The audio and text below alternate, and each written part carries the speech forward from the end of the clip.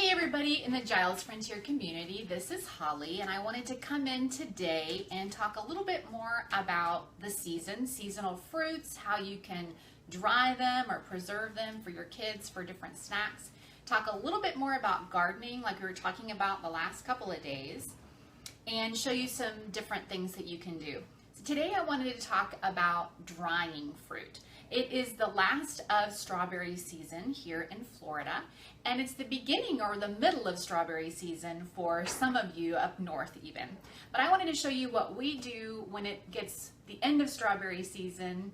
A lot of you have seen how we do strawberry preserves. We've had a class here at the Giles Frontier on strawberry preserves, but today we're going to talk about drying. Now we have a dehydrator.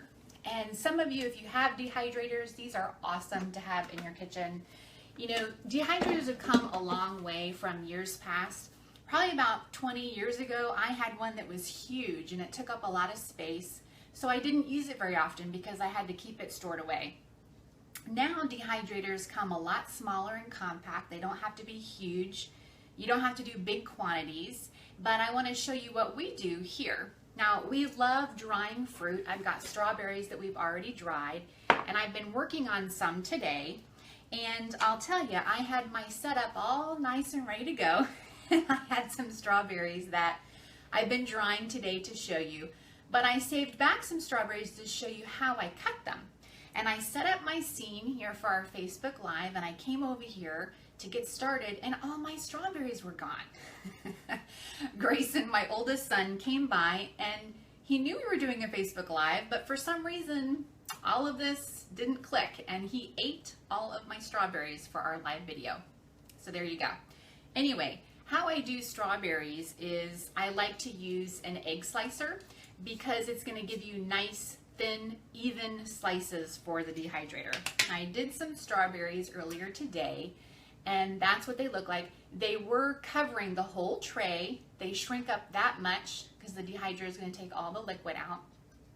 And you end up with really nice strawberry slices. You can slice them all different kinds of ways. But using the egg slicer makes it nice and thin, they're even. And I also do that with bananas. And we did some bananas today. And the same thing. The tray was covered, and they don't shrink up quite as much as the strawberries do. But it's a nice thin banana chip, and we love to use those in, I like to use them in oatmeal. We like to use them in quick breads. So drying fruit is a great way to have a nice snack for your kids when they're hungry, because I don't know about you, but my kids are hungry all the time when you're homeschooling because they're close to the kitchen, I guess. So drying fruit is a great way. We do bananas, we do strawberries, and we also do apples, which I did at the end of apple season. We got a lot of apples. I like to dry them. They turn out nice as well. There's nice strips of apples. Sometimes I'll sprinkle cinnamon on the apples and the bananas, and that gives them a nice little sweet flavor as well. Some of the things that we do, we use it in making granola. We also use them in making our famous granola bars. And Mary Beth has joined us. She is down there putting links in for us. And she's going to give you a link to our strawberry granola bar recipe, which is on the Giles Frontier website. And you're going to want to give those a try. Every class that we've been having here at the Giles Frontier, I've made those granola bars. And I make plenty. But by the end of our class, there's none left. So I think they've been a hit. And everyone keeps asking for the recipe. Now yesterday and the day before, we came on and talked a little bit about gardening. Showed you our summer garden that we're starting. And I wanted to show you a couple of different ways that we start seeds, which you might want to do. And one of the ways that we do seeds is in eggshells. So I don't know if you can see, we have all these eggshells that we've saved. We cook a lot of eggs around here. We have backyard chickens. So we cook a lot of eggs. So when I break the eggs, I try just to break the tops and leave the rest. They make a nice little holder. We've got cosmos going over here. We have kale blooming right here. And then we have green beans. If you can see, it's popping out right there. So this is in my windowsill right now. When they get a little bit bigger, all I have to do to transplant them is break the bottom of the shell, put them right down in the ground. The eggshell kind of acts as a protective barrier for bugs and different things. And the eggshell also has calcium and minerals that are going to get into the soil. So it's kind of a all-in-one great little way to start seeds. Also, I'm always about reusing. If you have a K-cup, you can use those to start your seeds. Yogurt cups, all of those are great things. You don't have to go out and buy things to start your seeds.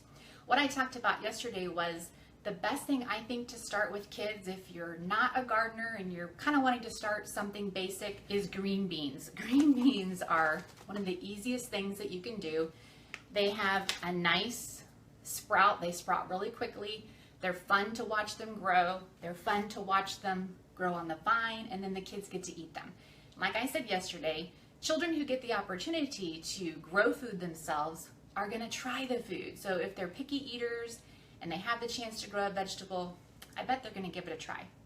Now, the other thing I wanted to talk about was growing herbs. If you live on the road, if you don't have a home, if you have a home on wheels, you can grow herbs in a windowsill or in just a small pot like this.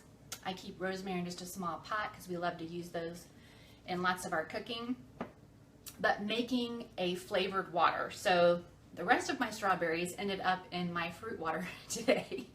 So I have mint, which is very easy to grow. It's easy to grow in a container because if you put it in the ground, it'll take over everywhere. So I just keep mint, I have lemon and strawberries in the water, and it just makes a really nice flavored water. My kids love to drink it. It's a great way to get extra water for your kids. So today, that's what I wanted to talk about, is using a food dehydrator, how simple and easy it is. It's a great tool to have in your kitchen. Using the oven, you can do as well, and there's different variations on temperature that you can do, but keeping a small dehydrator can really help your fruit and vegetables and herbs go a long way. So we'll see you later.